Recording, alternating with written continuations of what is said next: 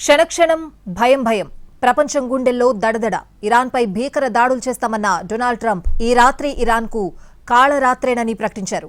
అటు దేనికైనా రెడీ అంటూ ఇరాన్ స్ట్రాంగ్ కౌంటర్ ఇస్తోంది. యుద్ధానికి కదలాలని ఇరాన్ ప్రజలకు పిలుపునిచ్చింది. ప్రతి ఒక్కరూ ఒక సైనికుడిగా మారాలని చెప్తోంది.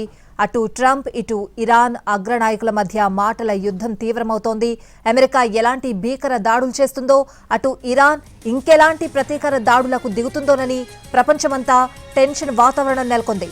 డెడ్ లైన్ కు ముందే అమెరికా, ఇజ్రాయెల్ ఇరాన్ పై భీకర దాడులు చేశాయి. ఇక డెడ్ లైన్ ముగిశాక యుద్ధం ఇంకెలా ఉంటుందన్న ఊహే అలజడి సృష్టిస్తోంది.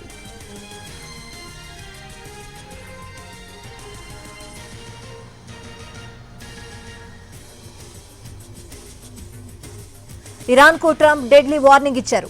ఈ రాత్రికి ఇరాన్ నాగరికత అంతమవుతుందని హెచ్చరించారు.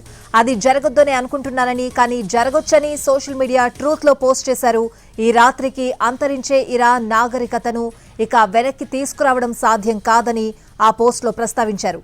ఇరాన్లో ఇప్పుడు పాలన మారింది కాబట్టి ఒక అద్భుతం జరుగుతుందని అనుకుంటున్నానని అన్నారు ట్రంప్. ఈ రాత్రి చరిత్రలో అత్యంత కీలకమైన ట్రంప్ 47 ఏళ్ల దోపిడీ, అవినీతి, మారణ హోమం అన్నీ అంతమవుతాయని అన్నారు. ఇరాన్ ప్రజలను దేవుడే దీవించాలి అని పోస్టులో ప్రస్తావించారు అమెరికా అధ్యక్షుడు.